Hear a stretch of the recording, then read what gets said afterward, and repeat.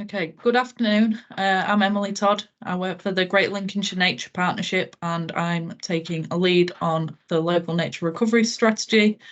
We're working with the responsible authority, which is Lincolnshire County Council, as well as North and North East Lincolnshire Council and Natural England on developing the local nature recovery strategy.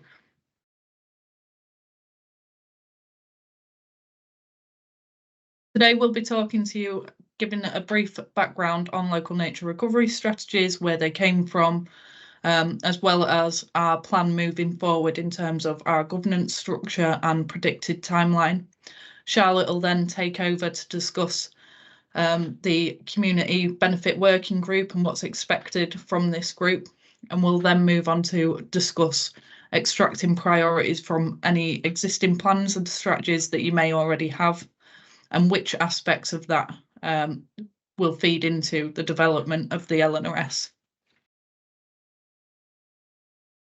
So local nature recovery strategies were introduced by the Environment Act. They are a spatial planning tool that will be used to help recover nature across England, but on a local scale. So England has been split up into 48 different areas, sticking roughly by county boundaries, however, can include other multiple authority areas as well.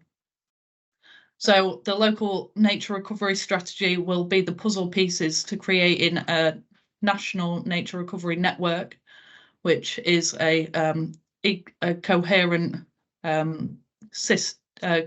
system,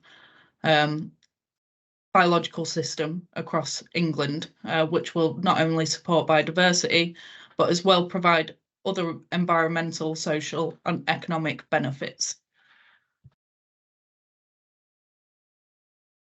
So the local nature recovery strategy came out of the Environment Act, as I said earlier, and it has its own regulations and guidance. The guidance highlights the steps that we'll need to take to produce the local nature recovery strategy.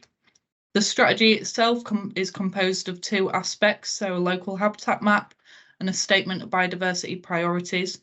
These will work closely together to produce the local nature recovery strategy. So the statement of biodiversity is the written aspects of the strategy, and the local habitat map, as it says, is the visual mapped aspects of this strategy.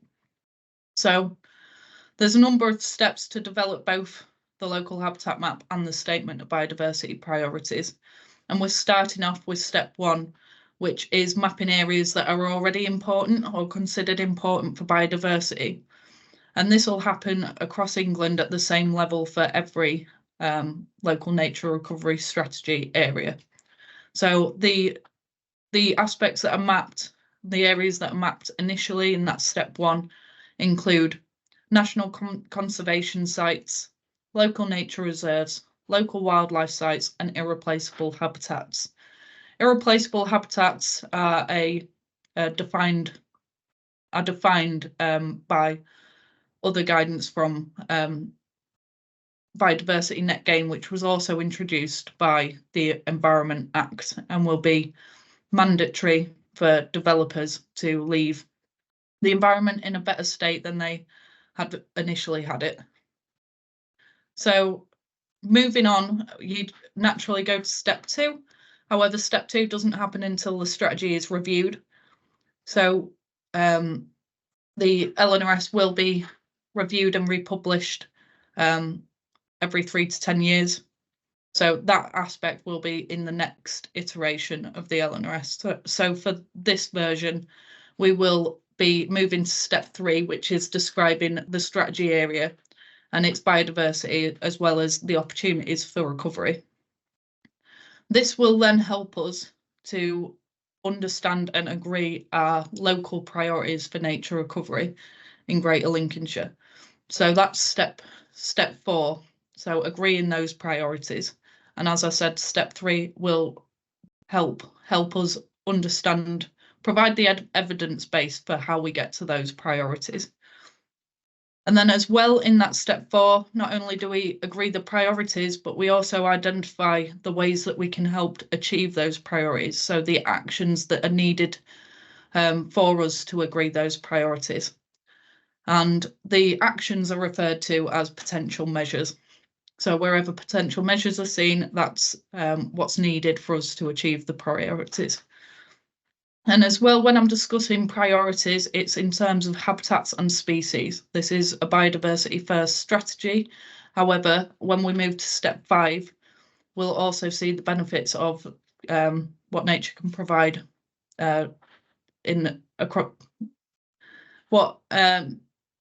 nature can provide, the wider benefits that nature can provide, sorry.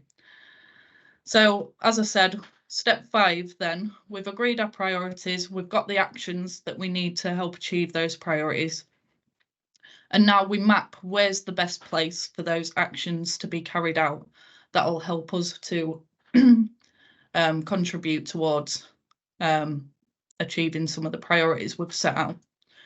So when we're looking at step 5, we're wanting to identify the areas that could become of particular importance for biodiversity and the wider environment and community.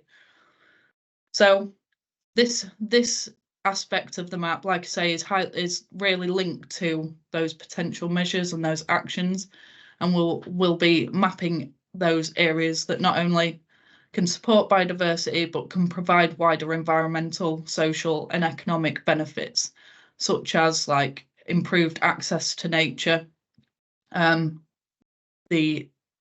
mitigating flood risk or reducing the risk of flooding through natural solutions. So all of that will then, as I say, create the statement of biodiversity priorities and the local habitat map, which in turn creates the strategy itself. So when I've been discussing the wider environmental benefits, the government has recognised the need for nature recovery, not just for nature itself, but also in what nature can provide to us. And this is where we can gain benefit from using natural solutions. So the government released the Environmental Improvement Plan in 2023 and identified 10 overarching goals that that they'd like us to contribute to. The local nature recovery strategy specifically will contribute to a couple of these, or need to contribute to a couple of these goals, particularly in terms of mitigating and adapting to climate change and reducing the risk of harm from environmental hazards, with the overall aspiration to have thriving plants and wildlife across England. So as I said earlier, all local nature recovery strategies should be contributing to mitigating climate change, improving the water environment and mitigating flood risk. However, we see that the local nature recovery strategy doesn't just have to stop at this, and we do have more that we can benefit from nature in terms of, as I said, improving health and well-being through increasing access to nature.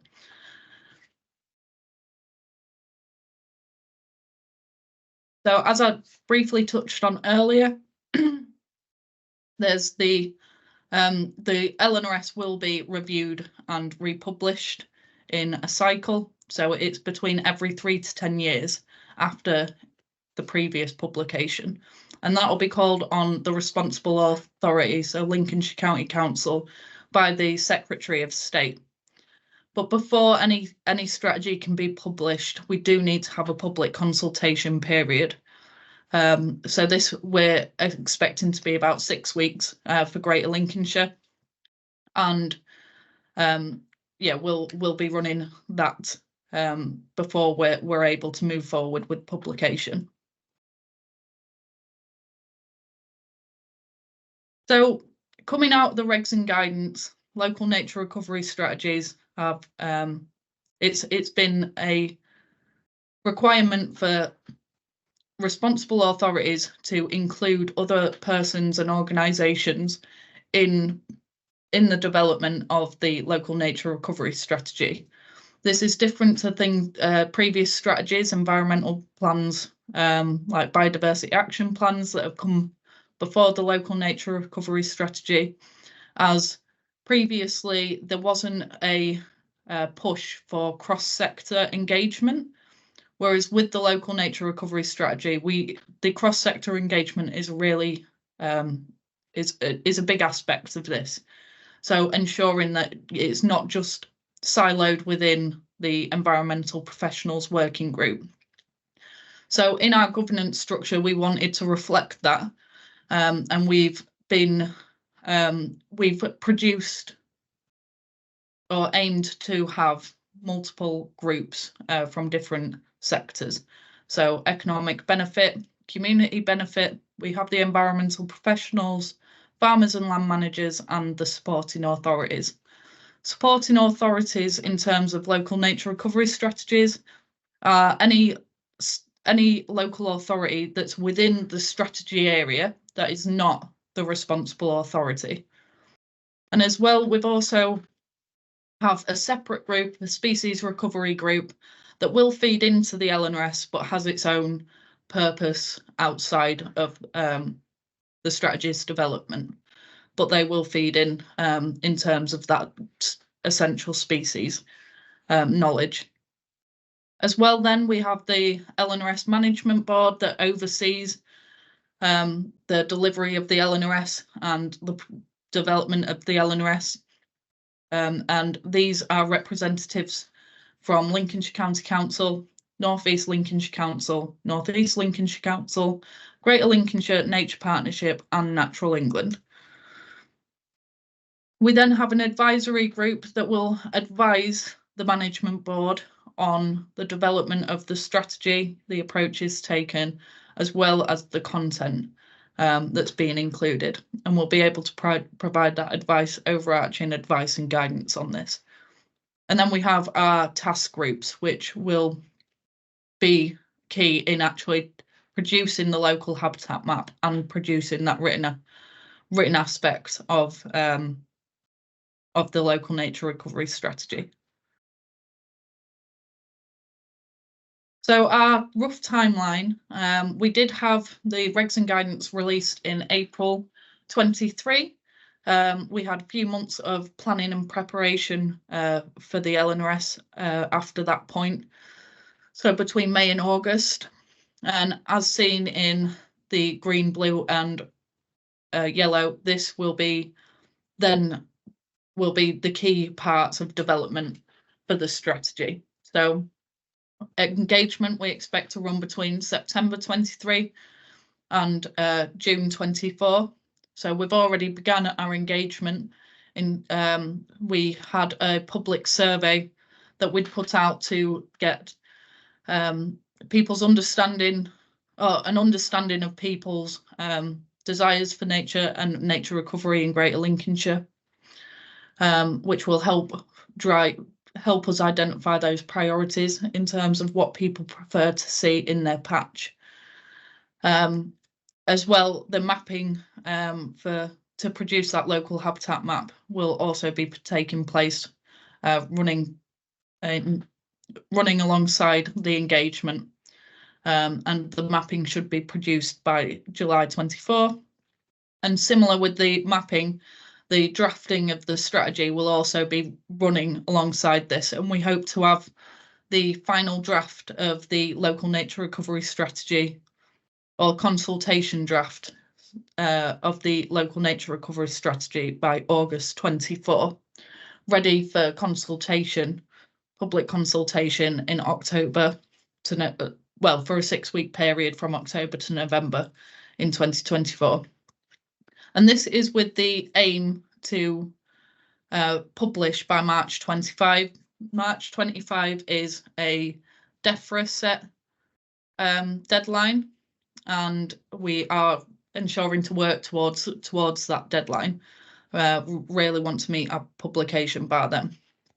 And then after that, it'll be monitoring and delivery of the local nature recovery strategy. So what's actually taken place in terms of achieving those priorities. And then from that point, we then look towards when we need to review. So, and like I say, that's between a 3 to 10 year period. So I think that is me done on the timeline and a bit of background. So now I'll pass over to Charlotte Phillips, GLNP manager. Thanks, Emily. Yeah, so I'm going to carry on now and just talk a little bit about what we would like you to do and how you're going to be part of the local nature recovery strategy. So we pulled together this meeting for what we're calling the Community Benefit Working Group. As Emily mentioned, we really want engagement to go far and wide for the local nature recovery strategy. We're doing our best to get as many people across different sectors involved in this, to get everybody behind it and to get everybody's opinions on this. We don't want this to be criticism of some previous strategies have been that it's really just the environmental sector that are being spoken to about this. And so we really want to make this as far and wide as possible. So these are the people that we have invited to this meeting. Not everybody has made it along to the first meeting, but we're hoping we can gather more people as we go along. Please do let us know if there's anybody else that you think should be around the table that should be involved in this. We're really keen to, yeah, as I said, keep this engagement as far and wide as possible. So what we want you to do is to help us shape the local nature recovery strategy, essentially. And there's a few different sections which you can really engage in. The first thing that we're starting on now is looking at the statement of biodiversity priorities, and that kind of splits down into two things. So firstly, we need to describe the strategy area. So we need to describe Greater Lincolnshire, its habitats, challenges and opportunities for nature recovery. We then need to look at identifying priorities. Unfortunately, there isn't endless amounts of money and land to spend on nature recovery. So we do need to think about what habitats and what species are we going to target, and how are we going to do that, and where are we going to do that, and how is that going to benefit not only biodiversity, so this is a biodiversity first process, but also looking at those wider environmental benefits and also kind of community benefits, those kind of things as well. So we're going to ask you to contribute to that, and I'll explain why or how in just a moment. We're also going to ask you to look over our local habitat map. So at the end, when we've put together this mapping of our priorities and then where are we going to deliver these priorities, where do we hope to deliver these priorities, we want to kind of sense check that with everybody as well. And last but not least, to consult on the LNRS. As Emily kind of said, we've got this process of the next 6 months to get a draft done, consultation draft. It's then going to go out to public consultation, and we really want you to be part of that process as well. So just to give you a kind of a bit of a timeline. So currently looking at extracting priorities. So we're looking at people's current plans and strategies, what priorities organisations have, so that they can all be considered as part of the local nature recovery strategy. What we will end up with is a very, very long list of priorities from lots of different organisations across lots of sectors. And then we are going to set some criteria to make that long list into a shorter list. We have to actually prioritise. So then the next part is the prioritisation. Once we have our priorities that we're going to focus on, so it might be woodland, wetland habitats, particular species, we are then going to look at the potential measures. So how can we achieve these priorities on the ground, and where can we do it? Last but not least, we put all of this onto a map, and then that will be sense checked and go out for public consultation. So that's that's what we're going to be doing for the next 6 months. So Emily mentioned the kind of stage 1 for the mapping. First stage, and this is about the only thing that we have completed for the local nature recovery strategy at the moment, is to look at areas that are of particular importance for biodiversity already. So these include national conservation sites, local nature reserves, local wildlife sites, and irreplaceable habitats. And Emily gave you some more detail about that earlier. Essentially, this is very prescriptive what we need to do, and every county will be doing this in the same way. So in terms of mapping the same things, the platform they map it and how it looks might look different, but what they're mapping should be exactly the same.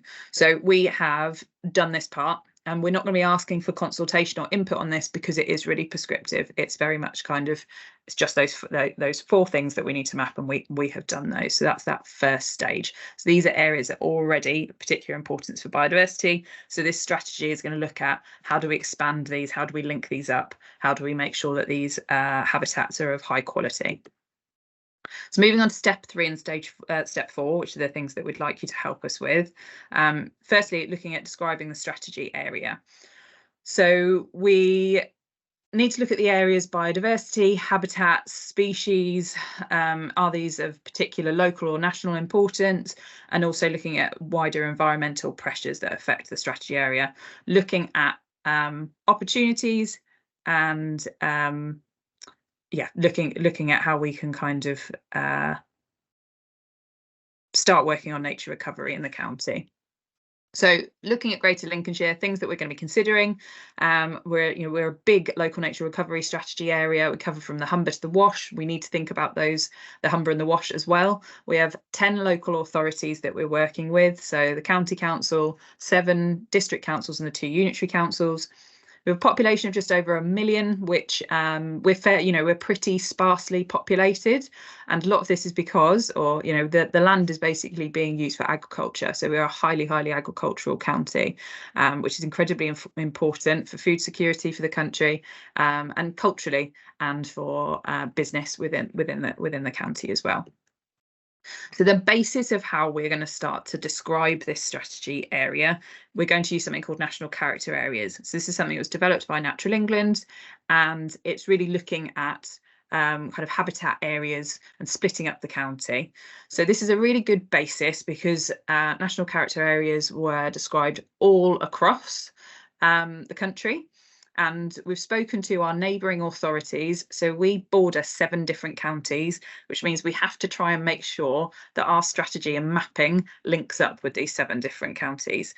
Now, the counties that border us are all using national character areas as a basis. We might split them down further, but we will use this as a basis, and so are our bordering counties. So that's really helpful in terms of making sure that this is kind of succinct across 2 counties. Obviously, you have to look at our climate. The climate across England is not the same. We are generally drier and warmer, sunnier this part of the country than if we were on the west. We might not have said that after the last few months of rain, but these are the things that we need to be considering. We also really need to look at our challenges. One of the biggest things that has been kind of accounting for biodiversity loss in this country is agriculture. It's a big factor, and of course, being a highly agricultural county, that's something that we really need to think about. To us, I think we think of the agricultural part of our county as being the challenge, but also the opportunity. So we are not a highly urbanised county. We do have wide open spaces. We do have a lot of potential for nature recovery. But what we have to do is balance this with food security, producing food, and people having thriving farming businesses within this county. So we need to think about both of those things. Another map that we've got on there is the access to nature. So access to nature in Lincolnshire is pretty terrible. You wouldn't think that, as I said, for us not having big urban areas, but actually having wide spaces out in the county, but people being able to get out into it and also having the inclination to get out into it is really, really low. So we're actually listed as the 2nd worst county in the country for access to nature. So we're sitting around the same as Outer London and West Midlands, as essentially Birmingham. So these are the kind of challenges that we're facing. But as I said, I also think that a lot of this is an opportunity at the same time. Looking at the vision, so essentially what our strategy wants to achieve is what you're seeing on the screen now. And we stole this picture from the Wildlife Trust because we think it really summarises things really well. Emily and I really like this, that yes, this is biodiversity first. Yes, we're looking at promoting biodiversity, but we need all of these things to be in balance. So this is what we want to see for the future of our county. So we want to see woodlands and other habitats like peatlands contributing to climate mitigation.